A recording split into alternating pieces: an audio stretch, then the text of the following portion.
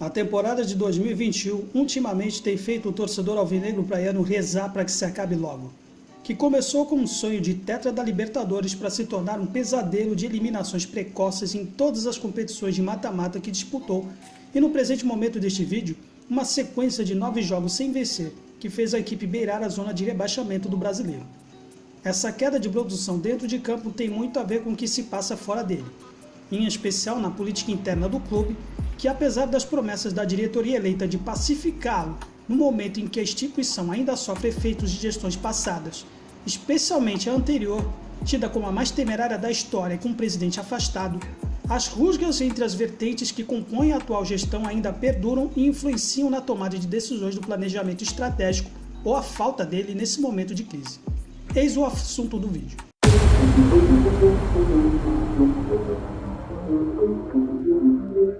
Salve peixeiros com orgulho, bem-vindos ao canal SFC Raiz.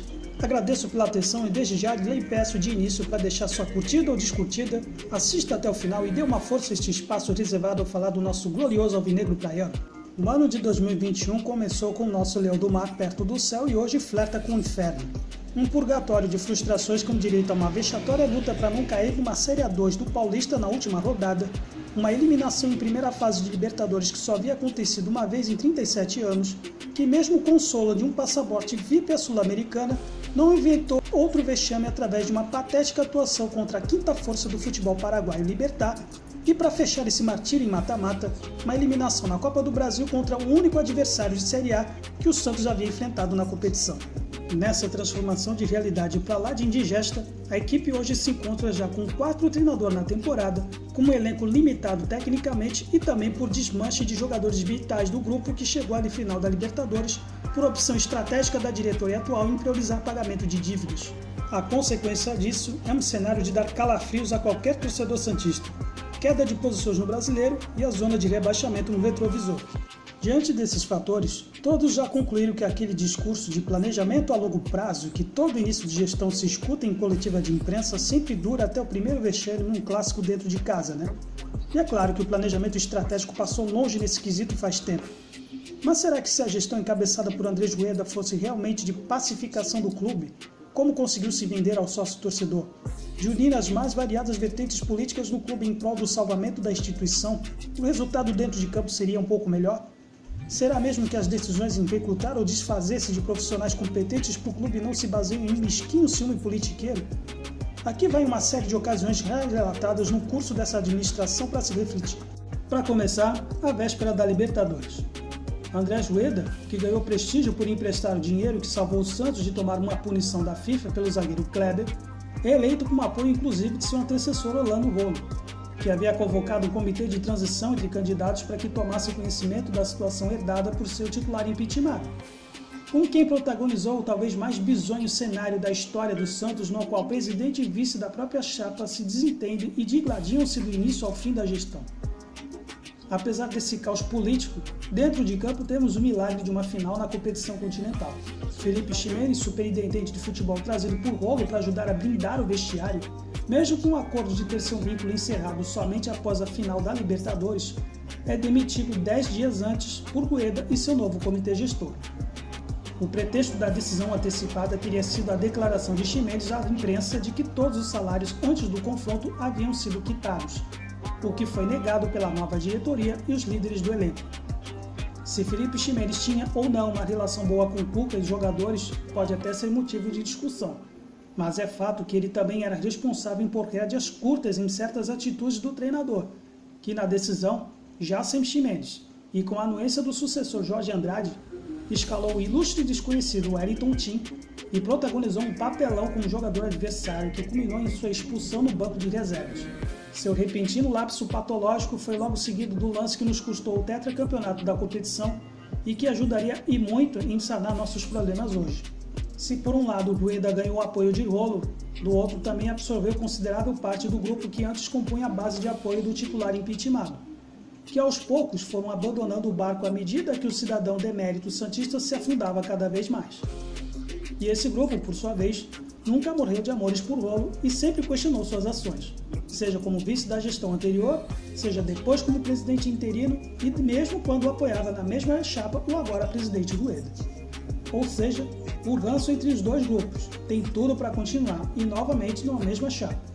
Rueda, que durante a reformulação do departamento de futebol cogitou em também demitir Jorge Andrade, declinou por influência de Cuca, com quem tem relação de amizade desde os tempos de Internacional, e o manteve no cargo. Porém, quando Cuca saiu, Jorge Andrade não só continuou, como continua até hoje. Vale lembrar que Jorge Andrade foi trazido pela gestão do presidente impeachmentado em 2019 para ser gerente das categorias de base. Ganhou o cargo de superintendente a primeira vez em 2020, quando William Thomas e Paulo Tuori saíram naquela crise de direitos de imagem atrasados na primeira onda da pandemia. E ganhou sobrevida e voto de confiança mesmo não sendo muito presente em certas ocasiões, como por exemplo, na demissão de Ariel Holan na coletiva de imprensa.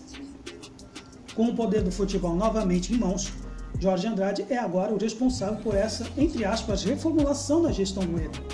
Sob sua tutela, demitiu todo o pessoal trazido por Lolo nas categorias de base e o substituiu por alguns que, assim como ele, foram trazidos pelo cidadão de mérito santista que retornaram com ele. Para supervisor-geral da base, Ricardo Kyoto, que ficou 6 anos e participou das últimas conquistas do Santos em títulos e grandes revelações, deu lugar a Juliano Bittencourt, que antes de vir para o CTR Pelé, foi o responsável em montar a equipe do Criciúma, que acabou sendo rebaixada no campeonato catarinense. Ricardo Kyoto havia sido uma indicação de José Renato Quaresma, que deixou o comitê gestor, segundo ele próprio, alegando motivos de doença. Mas hoje é um crítico ferrenho da gestão Rueda. Quaresma era considerado o único entre o comitê gestor que tinha o mínimo conhecimento de futebol. Até o presente momento, sua vaga no órgão não foi preenchida. Para coordenador da base, foi contratado Felipe Gil, com quem tem um currículo no período em que foi executivo de futebol do Paraná Clube por 2 meses, na qual o tricolor das Araucárias acabou sendo rebaixado para a Série C do Brasileiro. Mas se você acha que é só crítica ao papel de Rueda na base, calma que eu vou mencionar talvez o único acerto dele nesse departamento, que foi a vinda de um coordenador de captação, que seria o responsável em resgatar algo que anda acontecendo no Santos há anos, fuga de promessas na cidade para outros locais, sobretudo em outros clubes rivais, fazendo parcerias com escolinhas e clubes amadores locais, evitando assim esse êxodo, com o apoio de Nenê Belarmino, uma figura histórica e referência no ramo que voltou para o Santos. Ponto para o Rueda nesse quesito. Mas voltando para o lado questionável dessa reformulação patrocinada por Jorge Andrade, na categoria sub-15, Flávio Antunes deu lugar a Rafael Bahia, que após boa projeção como observador técnico, sua única experiência como treinador antes de vir para o Santos em 2020, para o sub-17, foi no União Beltrão do Paraná, onde não durou 6 jogos e foi demitido. Helder Campos, no sub-17, deu lugar a Gabriel Businger, com um histórico de bons trabalhos no Avaí. No sub-20, integrado com o sub-23 e por essa razão, muitas vezes desfalcado por ter de ceder jogadores para os aspirantes, Arão Alves pagou o pato por essa política imposta por Jorge Andrade e foi substituído por Rodrigo Chip.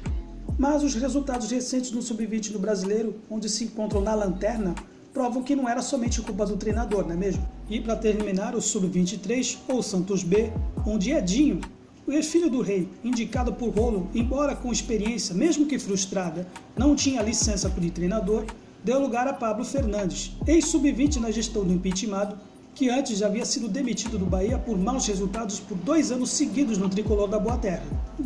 Esse é o cenário atual na temporada santista nas categorias de base, eliminados do Brasileiro no sub-17 e sub-23 e na lanterna do sub-20. Mesmo repetindo a política de contratações de baseada como reforços. Sim, repetição, porque já na gestão do impeachmentado também houve muitas contratações na base, o que reafirma o fato da gestão Rueda apenas seguir a mesma estratégia feita na gestão passada sobre os meninos da Vila, que cada vez mais nem mesmo são da Vila, quando na verdade são produtos de outros clubes do país, sobretudo hoje cada vez mais da região sul, não por coincidência, terra natal de Jorge Andrade e de seus indicados.